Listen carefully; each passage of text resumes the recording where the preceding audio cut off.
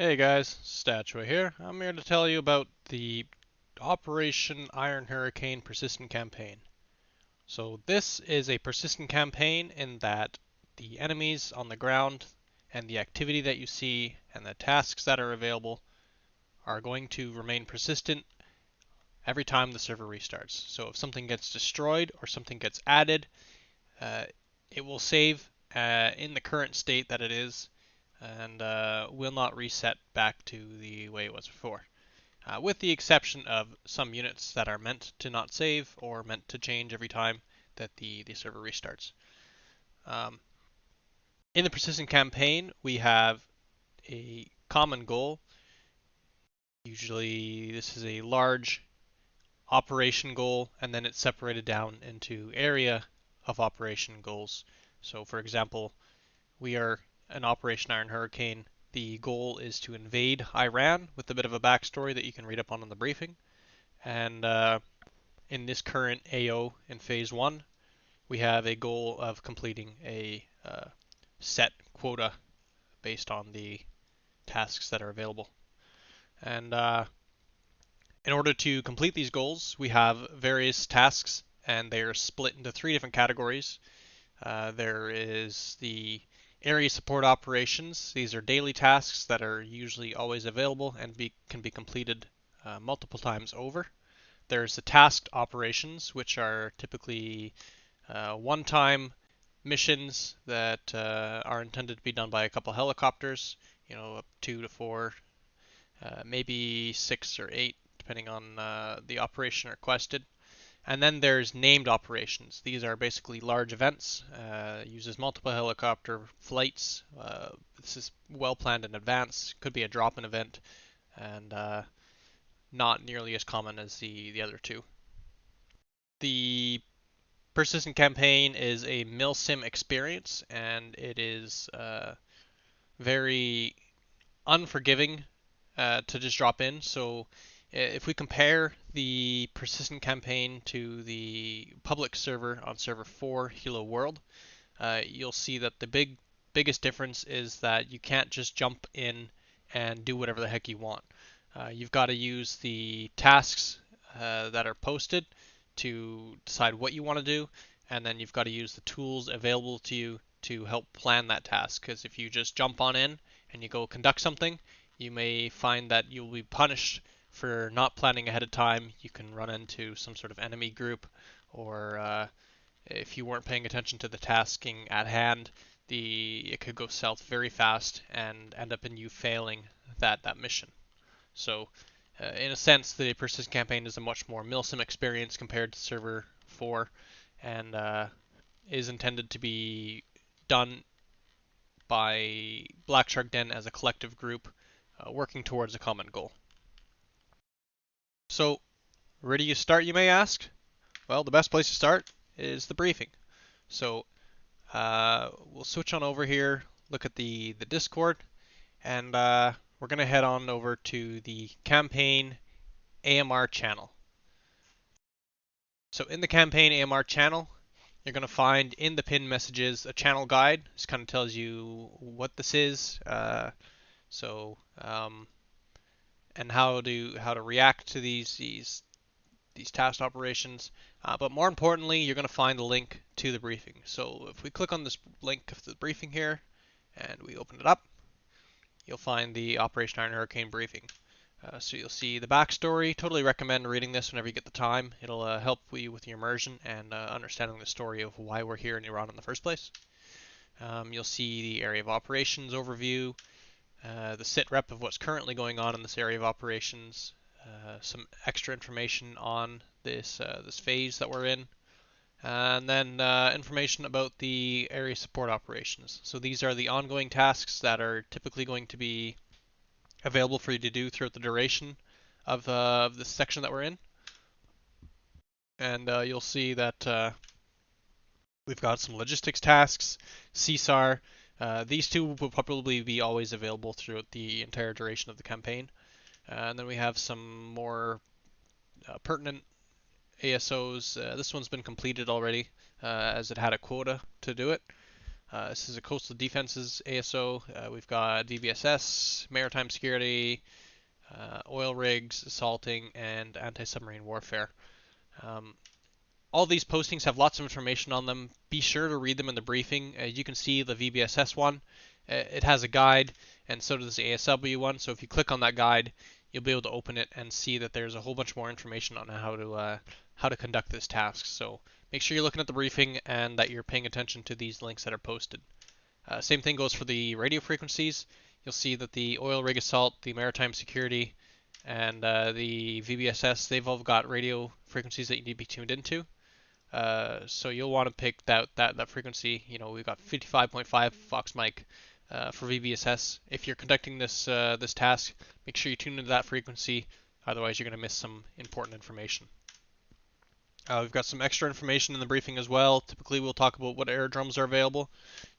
So this one we're talking about the ships that are available and some of the logistics depots, and then support assets. So these are very useful tools. These are things that you can use. So do not be afraid to use any of these support assets that are available. So we'll usually have some sort of artillery support with a marker on top of it. So you'll see we got the Ticonderoga for Tomahawk missiles. You can call him in, put a marker on top of a target. You copy this code here, and you paste it into your marker, and then you close the marker just by hitting the X button. And based on how many shots you put into that shots number there, you can change, and the Ticonderoga is going to launch that many Tomahawks at your target. Same thing goes for if we have MLRS or artillery shells available. They'll have a marker over top of them. You just open the marker, copy the code, put it into your own marker, and then close the marker, and that artillery unit is going to engage right on top of that marker for you. We've got typically, if we've got the UH-60, we'll have some sort of refueling nearby, especially if it's going to be in an area that you may be having long flights to. We've also got a drone that is typically going to be available in the AO. This drone has the ability to laze if you choose to put it in there. Just reading the document here kind of tells you how to do it. Just keep in mind that this drone is vulnerable, so if you send it into an area that has a SAM site in it, it will shoot the drone down and you're going to lose access to that support for the day. And then lastly, we've got some planning resources. Biggest one here is the heat map tool. This is going to show you the position of friendly and enemy units in the AO. So let's say we've got you've got a task over here on Kesham Island, and you want to move into this town to deploy some troops. You can see, okay, we've got some enemy activity over here and enemy activity over here, so maybe our best route in is to go between the two of them and cut back out. This heat map tool does not give you information on what these enemies are, so you have no idea if this little dot here is just an infantry guy with an AK-47 or if it's an SA-15 Tor radar guided SAM looking to slap you out of the sky. So if you're a recon helicopter and you want to figure out what all these little dots are, you're more than welcome to hop in and do a little bit of reconnaissance and check out these little dots and report on what exactly they are. That'll help the future operations being conducted in the area. That'll help those pilots decide what to do and what to avoid based on the intel reports that you submit. There's also a few technical details. You may have some weather in here, comms, and stuff like that. Okay, so you've had a look at the briefing, and you're not really sure what to do next. Let's head on back to the Discord channel, and we're going to that AMR channel where we found the briefing. So you're going to see all the area support operations are posted here, and they'll always be pinned in the pinned messages. So anytime you just kind of want to hop on, do something by yourself, you can do one of these ASOs. It's when we get into the tasked operations, these are a little more detailed. So tasked operations are created by our AMR creators. These guys are putting together different units. They've got some sort of some dynamic tools that they can use to create scripted events inside the mission. These guys are putting on their own sort of side quest usually. So you'll see Reed, he's got two going on here. He's got Operation Let's Ride Greenie and Operation Diplomatic Escort. And they may be single events, they may be multiple sequence events, but consider these as sort of side quests in RPG. Um, only thing is, you have to complete these in order for us to proceed to the next AO. So if we've got task operation 1 here, we take a look at it. Well, let's break it down a little bit and explain it. So this is the identifier TO001, and we'll put that in our report. I'll get to that a little bit later. The task overview, it's troop transport. So you think, if we got troop transport, we're probably going to need some lift helicopters to do this. And then you're going to see a minimum. Okay, so this says min 3. That means that you cannot conduct this TO with less than 3 aircraft. So that's a requirement, whether it's because of the objectives need 3 aircraft, or the threat level requires that many aircraft, or maybe the AMR creator decided, I don't want anybody doing this unless they have 3 or 2 other dudes with them, just for the experience of conducting this mission with multiple people. Because the point of being in Black Shark Den is to fly with others, so we'll sometimes be encouraging that you must fly with other people in order to do this. So then you're going to have a little bit of a description. We've got 16 Air Force PJs made an emergency landing, and their goal is to assist Navy SEALs doing some HVT stuff, but they need a ride to the Tarawa because they've made an emergency landing on this island. So it'll tell you where it is. We've got Sir Abu Nuar, coordinates 40 Romeo, Bravo November 21600 and 91743. And then it'll tell you what the task is. So pick up all the airmen from that location, presumably, deliver them to the Tarawa, wherever the Tarawa may be. Plan accordingly. So if you need to make a fuel stop, you put a FARP down somewhere, and you can use that FARP to refuel on your way, because it is a bit of a long flight, we'll see here. Or you can refuel with the KC-130 if it's available. Use the F10 map to find the location of the Tarawa, as it's always changing. Time is critical, and all these troops must be transported together, so you have to do this all in one go. And then maybe there'll be some threat information, so plan the route accordingly. Several threats have been located in the area. So we take a look at this task operation, and we'll head on over to the sim and see what this looks like.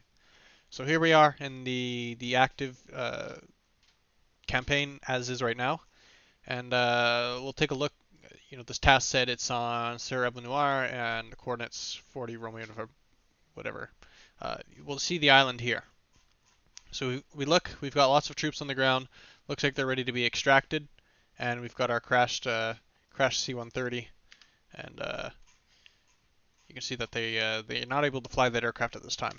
So you want to make a plan. Let's head on out there. Where do we start? What do we do? So you take a look. You've got different aerodromes available.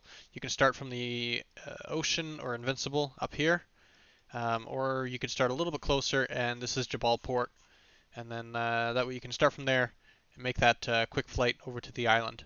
And now you've got to bring the guys to the Tarawa, and the Tarawa, it moves around. It can be anywhere in this kind of general area here.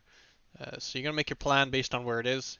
And, we've got, if we try to fly directly out there right now, that's 97 nautical miles. Do we have enough fuel to do that? I don't know. Maybe you don't have enough fuel and you need to make a refueling spot.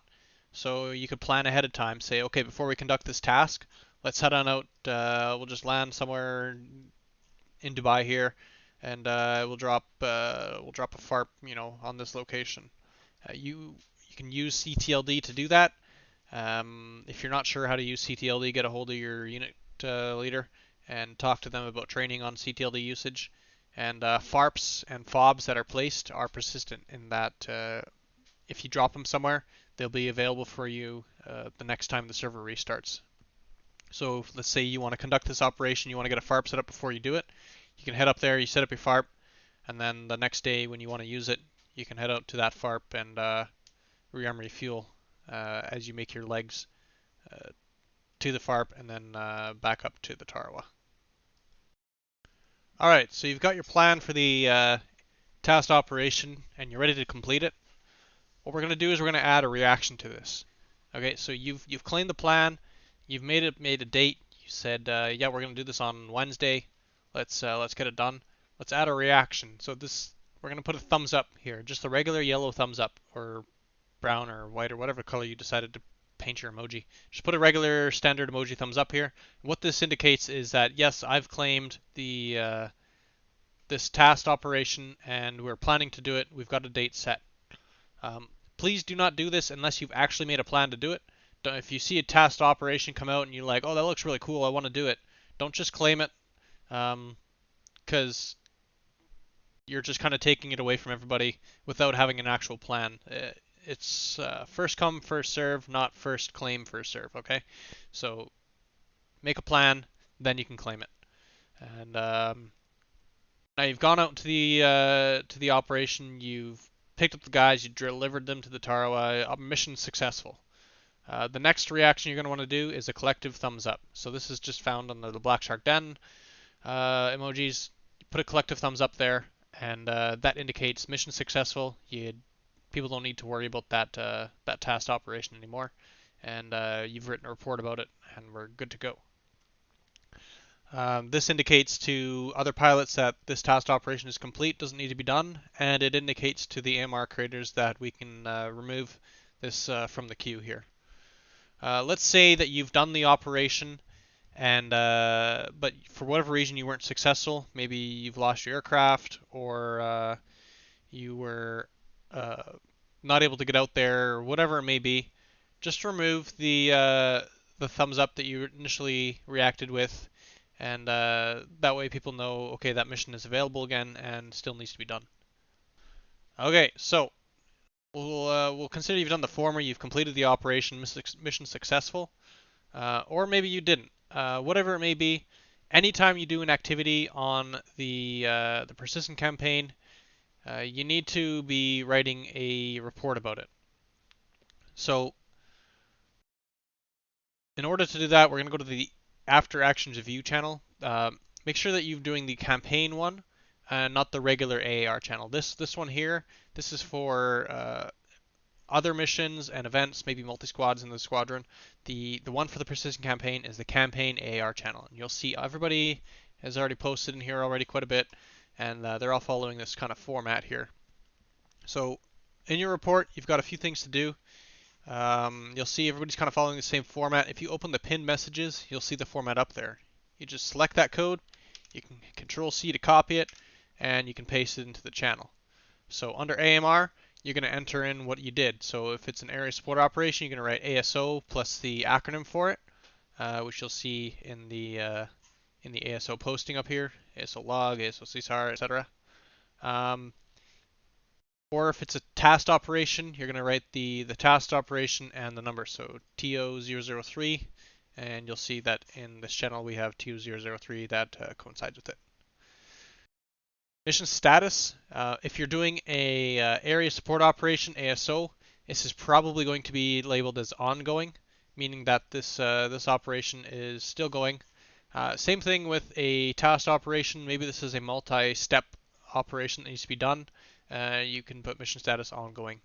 If you failed the mission and some assets were lost, let's say you were talking about that original TO with the troop transport, and you've crashed your helicopter and all those Navy SEALs that you were transporting also crashed with you, that's going to be a mission failure. And on the contrary, if you complete the mission successfully, you've done the tasks as outlined and you're good to go, you're going to label that as complete or mission successful, whatever one you choose. For pilots and airframes, just simply enter in who's flying and what they were in. So you got Miki MI8. We've got OH-64D with Prod and Jermac, Dr. Quinn and Defiant, and Brenda Centauro. And aircraft lost. So if you've lost any aircraft, you throw that in here. Since Brandis has only flown with one airframe, you just put aircraft lost too. You could have others. You could write how many you've lost specifically. So you've lost one KA-50, one UH-60, etc. Then you're going to write enemy KIA. So this is the EKA here. This is just reporting what you've destroyed. Try to be as accurate as you can. If you forget everything, that's no big deal, but just don't write lots of enemy, please. Try to be accurate. You can see here in this coastal defense AMR, Mia's killed 10 Silkworm launchers, 2 Silkworm search radars, 3 Ural trucks, 2 Zeus 23s, 7 BTR-80s, 1 Shilka. Infantry can be a little harder to track because there's usually lots of them and you're not really counting how many are there, you just know there's lots. So you could say, a few infantry, a lot of infantry, a plethora of infantry, whatever. Just a general gauge of how much infantry was killed there. And then lastly, the report. So this can be as short as you want or as long as you want. This is your story. This is what happened, and this is where you're reporting your actions on the campaign. So make sure you cover everything that you've done from start to finish as best you can. Um, if you want to stick to the basics, say you've deployed 10 buoys, you've killed a kilo sub, and you went back to the Tarwa. Sure, that's cool. You can also be very detailed, like Brenda says here. You say we've left the Kasab at this time. We occupied observation position. Warlock 1-2 immediately made contact, etc., etc., etc. Basically, a chronological order of start to finish of the mission. Um, this is up to you. Just make sure that you're reporting accurately because these reports are used in 2 different ways. Okay, so one way is the intel that we talked about earlier. So maybe this is some sort of recon task or it's a certain area that's an ongoing task. When another pilot wants to go do something in that area or wants to conduct that ongoing task after you, they're going to use your report for the intel to kind of figure out, what did you do, what's left there, what kind of threats are we looking at. As well, this is very important for the AMR creators in that we're looking, how did you do on this task that I put together for you? What did you do to do it? It's going to help me improve to make the task interesting next time, or maybe it's too difficult and where can I improve? Very important that we get this kind of feedback to understand, how the tasking went for you. And lastly, it's just kind of all part of the MILSIM experience. If you're in the military and you go do a mission, there's always going to be a debrief, and there's always going to be some sort of after-action review, some report of what happened. And so this is part of the MILSIM experience. It's nothing crazy. We're not expecting you to write a 43-page document on what happened. We just want a general story to see how you did and how it went. That's pretty much the gist of it. Obviously, this information is going to change. You may be watching this video several months down the line or not even near the coast anymore. And there's a whole bunch of different tasks and CDs, and there may be some new features that aren't being covered in this video. Just pay attention to the briefing. The briefing is going to give you almost all the information that you need to fly here. And I'm sure that you guys are going to enjoy it. It's a lot more immersive and more rewarding than just jumping into the server 4 public server, blowing up some stuff and shutting down for the night, because there's progression. Every action that you make has a effect on the campaign, and the tasks that you complete and the missions that you do and the enemies that you kill and the cargo that you transport and all that sort of stuff, it all matters. Everything matters, and you are part of something big, and that is the appeal.